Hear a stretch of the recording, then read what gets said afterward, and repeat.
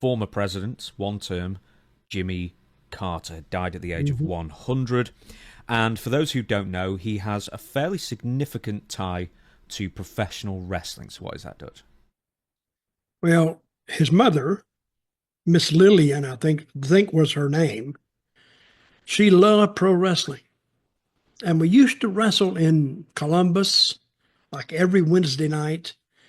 And then I think they would wrestle on in Americus, which is like 30 miles from Columbus, but it was close to Plains, Georgia, where Jimmy Carter grew up.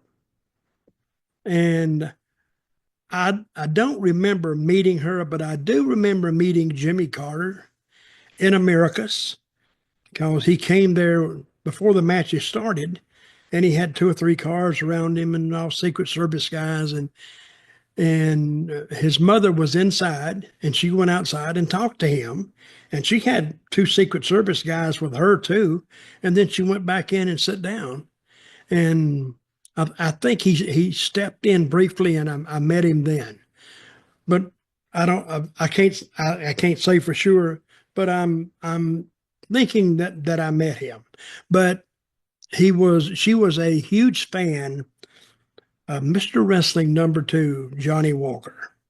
And we have a picture. I don't know.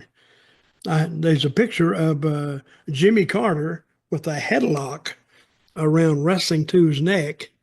And and the thing that I remember, and she was such a big fan that when Jimmy Carter got elected president, they invited him to the inaugural proceedings. Yet he refused to go.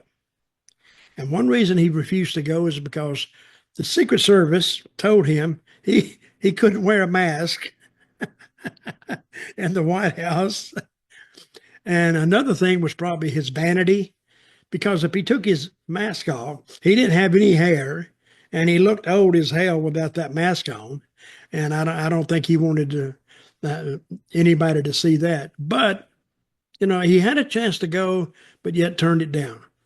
So that's Jimmy Carter's connection to pro wrestling.